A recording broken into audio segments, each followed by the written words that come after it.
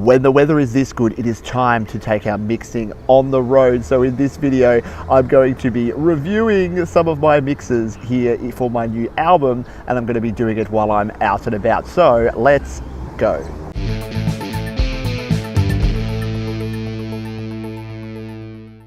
Hi, my name is Pete. This is Studio Life Today, where I help you create, record and release your best music. And at the moment, I'm right in the middle of a project to release a new album. So I'm I'm mixing and mastering this album on GarageBand here on my iPad. And the beauty of that is that I don't have to be in the studio, especially when I'm mixing. I can take my mix on the road. In fact, mixing on earbuds, which is what I'm going to be doing in this video, is one of the best ways to really see if your mix translates. If you're mixing on monitor speakers or larger headphones, then going down to some earbuds can really help. The car is another good one, and maybe we'll have a video where I listen in my car as well. But for now, I'm going to head to one of my favorite cafes, grab a coffee, and then sit down and settle in, and then I'll show you some of the mixing that I'm doing as I drink my coffee and mix my album. Let's head off now. So it's amazing how a little bit of a change of perspective and a nice latte can really help you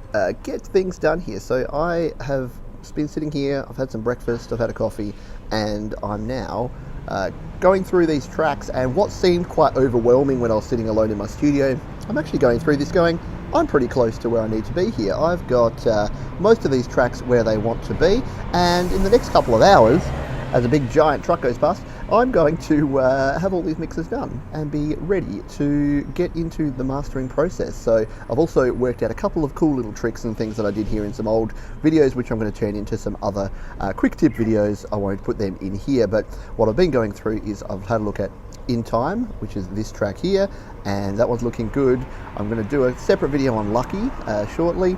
And then the other one was Home, which is also pretty close to where it needs to be, and I've got a whole series about those ones as well. You can see my phone there. So I'm here in my track In Time. I realise that view is horrible, because a nice problem to have in the middle of winter, but the sun was right on the screen and reflecting, which was looking terrible. So a couple of things that I'd kind of forgotten that I did in this track. One of them is this little delayed vocal part here, which I think is very cool, and I'll do a separate video on this as I mentioned, but let's just take a listen to what this sounds like here. Hard to bear, for you it must be even worse. Generations, an uphill battle that...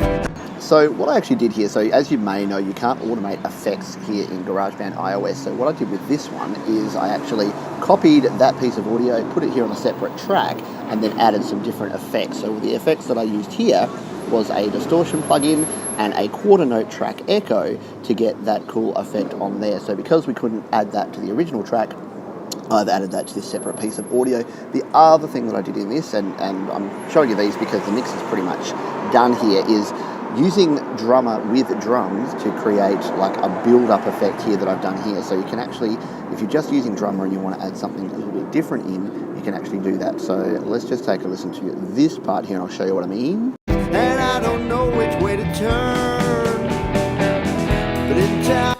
So without that snare build-up, it sounds like this. Which way to turn, but it's okay, but when we add in the snare build-up, it sounds even better. And the only thing to be careful with there is to make sure that you don't add too many additional drums, because then you can get an unrealistic sound, because your drummer's going to have 3 or 4 hands to play the bit that you do.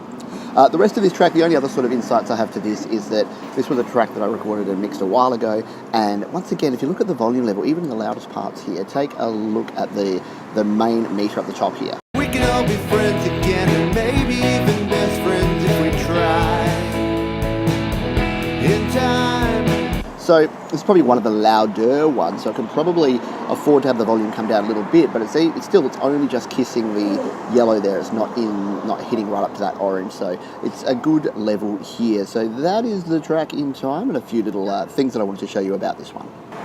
So now we're in my track called Home, which is one of my favourite songs that I've written. It's as close to country and western style music that you'll ever hear me play, because it has a guitar riff at the start that sounds a bit like this.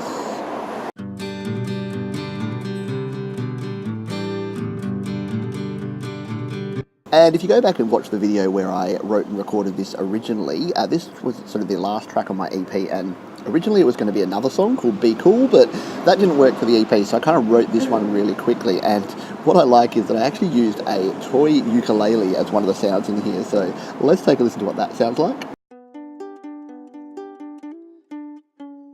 So yeah, using some different sort of sounds is actually really cool, and if we bring that into the mix. Made a few small and big mistakes. So it doesn't poke out, it doesn't sound out of place, and then at the end here, we kick in with a more uke sound.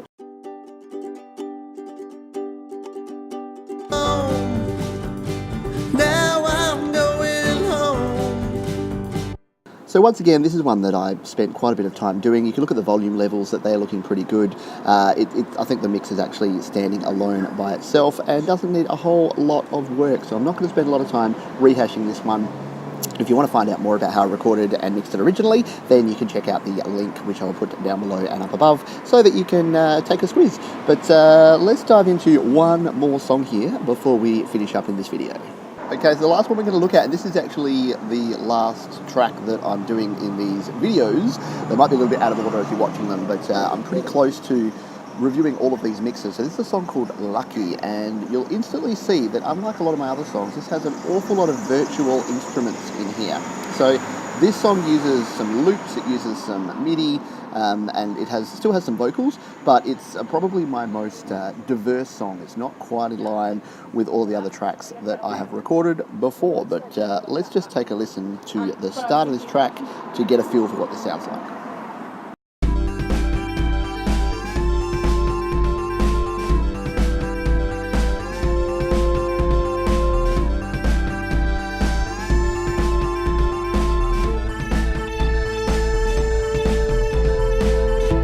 Alarm, turn off quickly, taxi arrives, do not toot, the kids are still asleep, well maybe I am too, skip the coffee, try to sleep on the plane today, check my bag, have I packed what I will need, I'll see cause that's my preference, it keeps me... Okay, so not bad, but there's a couple of problems with this track that I need to fix up here. One is the vocals are overpowering. So trying to get vocals right in a song like this can be hard because you've got a lot of instruments to compete with. But what you might have noticed is before the vocals kicked in, the meter up here, so not my headphone volume, but my VU meter, was sitting nicely in the middle there. Bad drivers. Sitting nicely in the middle, and then as the vocals kicked in, it went too loud. So I need to reduce the vocals, either drop some compression or drop some volume on those vocals to make that sound a little bit better. And the other thing was that the vocals, when I recorded them, and as usual, there's a whole series about recording this song, which you can check out down below. When I recorded this first time around, I used a different microphone than I'd used before. I used a handheld condenser mic, which is why the sound is so upfront and present, which I like, but I didn't use a pop filter. And you know that I'm all about the pop filters, and I recommend that you guys use pop filters. You folks use pop filters on every track that you record, and I didn't on this time. I was like, I'm just going to go handheld. This is a bit of a sort of rap vocal, not really rap, but you know, a little bit more spoken word type vocal. So I'm going to go handheld, and I paid the consequence because you can hear that there's some pretty harsh popping P's in there. But the vocal performance I liked so much that I didn't want to go back and redo it. I wanted to leave it as is. So I decided to leave it as a truck reversing down the street. Decided to leave it as it is and go with it and embrace it. But what I need to do now is do a little bit of tweaking on this vocal. So let's take a little look at this now. Let's just play it to sort of see where it's sitting and see what we can do to get this vocal to sit nicer in the mix. Skip the coffee, try to sleep on the plane today, check my bag, have I packed what I will need. So yeah, it's pretty harsh and upfront there, which we want a little bit of that, but not quite as much as we have. So let's come into our EQ, see what we've got here. Yeah, see, so why am I boosting up the top here? Let's pull that off and drop down a little bit. I've got a cut in the middle here. Let's listen to what this cut is doing. I'll see cause that's my preference, it keeps me separate from the people carrying way too much in the overheads. Safety demonstration, hoping once again it won't be needed. It's a class structure on a tiny scale. So I'm actually thinking what I had there is I had it cut lower down because I thought, yeah, I've got that nasally frequency, but I've actually got the cut now at about 2.5, 3K, and I've got another cut right up the top here, and I've got that little bit of a bass boost, and I think already this vocal is sounding a bit better with this EQ.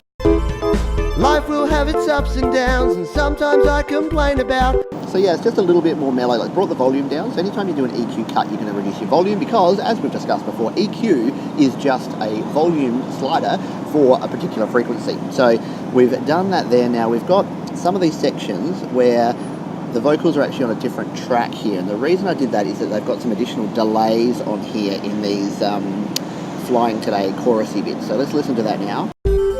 Flying today, flying today. Yes, I'm lucky to be flying today, flying today. Yes, I'm lucky to be flying today. 8 a.m. is when I land, it's time to plan my getaway, a big red bus. Okay, so we've got still got a little bit of difference between those two, so it's transitioning okay with that different sound. Yep, so that's our EQ for that one. Yep, the overdrive, we've got a little bit of drive on here, just to provide that. Have we got that on the original mix? Yeah, so both of these have overdrive, and overdrive is a good way that I found to actually give your vocals a little bit of extra punch. So I'll show you what I mean. If we turn the overdrive off, just take a listen to what it sounds like without overdrive on, and then we'll switch it around. Well, maybe I am too. Skip the coffee, try to sleep on the plane today. Check my bag, have I packed what I will need? Cool, and what I'm probably deciding there is that the drive may be a little bit too much. So let's dial that back to about 3.75 dB and take a listen. I'll see, cause that's my preference. It keeps me separate from the people carrying way too much in the overhead. Yeah, I think that's a little bit better. We've got the same over here. Yeah, let's just drive this back a little bit.